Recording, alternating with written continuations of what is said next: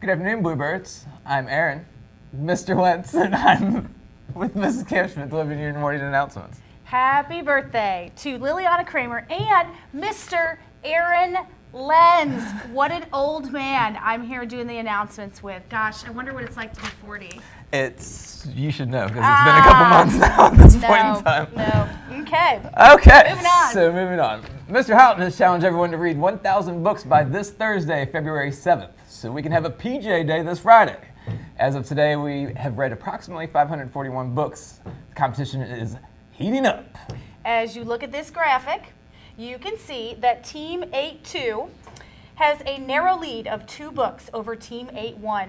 Team 7 is leading for 7th grade by about 20 books more than yesterday.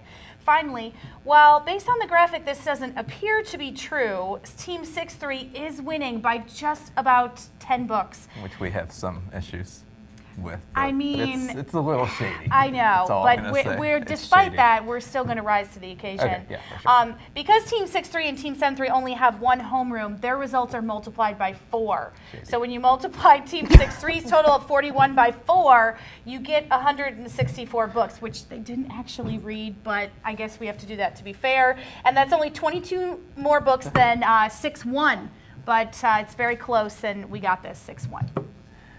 Now, let's look at homeroom standings. This morning at approximately 8 a.m., Workman was once again leading the 7th grade with the total number of books read, but she was only beating Alessandro by 1 book. It gets a little heated over there on that team for sure, too.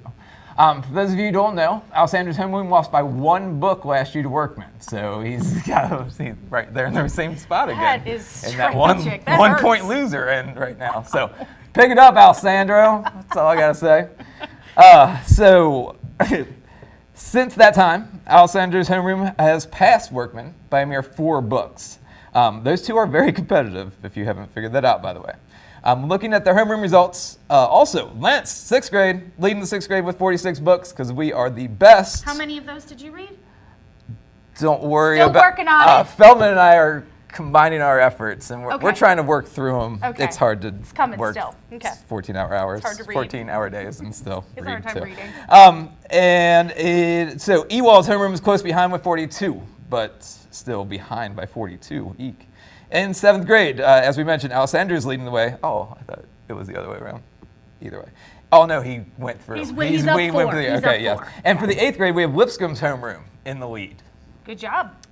Let's see what some of the teachers are doing to motivate their students now and look to the students for some of their favorite reads.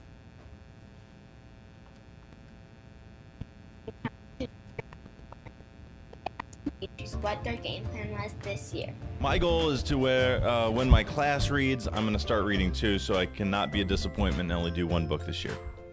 Ooh, my game plan for the Winter Reading Challenge is that I am going to read as many books as my kids read.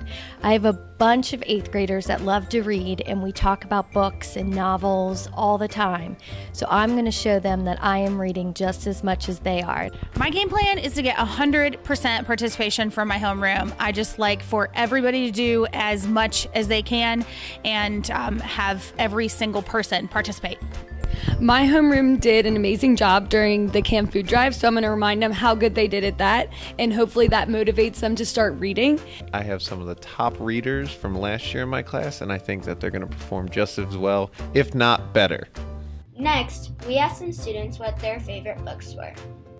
My favorite book is Looking for Alaska by John Green.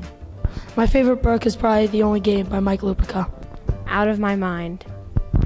The Terrible 2 by Jeff Kinney. Get a head start and start reading now, Bluebirds. We are pleased to share that the HMS Forensics team ranked 4th in the region at our tournament this past weekend. Here are our awesome individual results. The team now has a month to prepare for our state tournament in March. Congratulations to the following outstanding students in their accomplishments. Victoria Kopczynska was the regional champion in dramatic interpretation. That's great. Bianca Hemsath was the regional runner-up in impromptu and prose. John Lasky placed 3rd in humorous interpretation and 4th in impromptu. Alex Lancaster and Sydney Lewis finished 4th in duo acting, and Bellamy Martin finished 4th in poetry. Awesome. Also, Drama Club will be meeting today in the Black Box Theater at 3 p.m. If you don't know how to get there, you can stop by my room 303 and we can walk over together. Good luck to all 6 of our basketball teams who play in the quarterfinals of the regional tournament tonight. Here's a list of everyone who's going to be playing. 6th grade girls, they're going to be playing Grant County, looking for a little redemption in that game. 6th grade boys, they're versus Ackerman. 7th grade girls, they're versus Camp Ernst. 7th grade boys, same thing with Camp Ernst. So the seeding ended up being the same way the whole 7th grade. 8th grade girls, also facing Grant County, which is going to be a little bit of a dogfight. They get a little nasty out there in the country. And the 8th grade boys, they're going to play Gray. And we're expecting big things out of our 8th grade boys. So let's try to just move on from there. Specifically, though, as far as I'm concerned, the 7th grade girls are going to be playing here at Highlands. We're hosting that tournament. So let's get some people here, cheer them on to some victories. I want all of our teams play really hard tonight. This is big for all of our teams to move on from the first round. So let's just move on to the semifinals tomorrow. It would be awesome to have all 6 teams in the semifinals. And also, Valentine's Day is approaching, and FCCLA will be sending carnations at lunch. Selling, not sending. They're just selling the carnations at lunch this Saturday. Oh my God. Sorry, trying this over. You're fine. They're selling carnations at lunch starting this Friday, February 8th, and continuing through next Tuesday, February 12th, for Valentine's Day. Carnations will be $2. They will be delivered during first period on Valentine's Day. That's when they're delivered. Yeah, it's okay to send your teacher some too. We would love the teachers carnations. you love. Those, yeah. By the way, I got some balloons today from Sarah Casanas. I'm sure you'll probably get a lot of carnations. All right. As many of you know, today we are celebrating Chinese New Year in the cafeteria. Today, February 5th, is the Chinese New Year.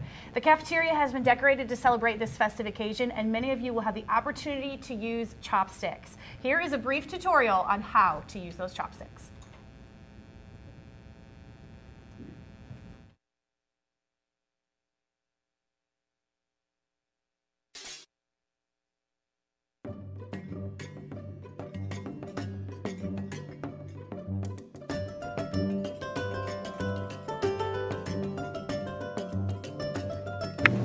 Pick up your chopsticks and open your hand and place this.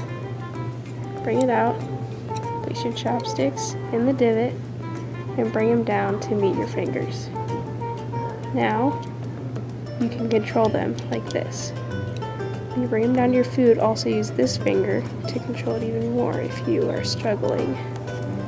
And as you can see, you have full control with all the noodles, tiny pieces.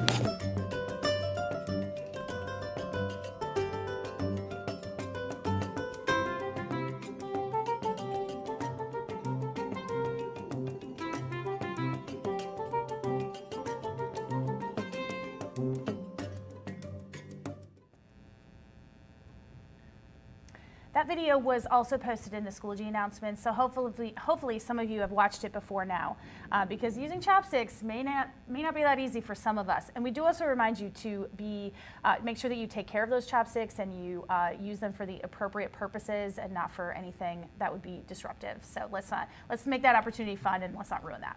Absolutely. So for lunch today, we'll be celebrating that Chinese New Year celebration by having orange chicken over rice, egg roll and stir-fried vegetables. The alternate is a turkey pot pie.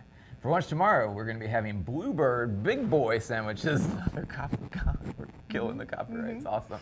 French fries and a vegetable blend. The alternate will be a chicken patty sandwich, not chicken patty on bun like usual. Now it's a chicken patty sandwich. Awesome. Remember, you can always fix yourself a salad or add some fresh fruit to your lunch. Now for today's quote of the day. Today's quote is, "Strength doesn't come from what you can do. It comes from overcoming the things you once thought you couldn't." All right. Have a great rest of your day, Bluebirds.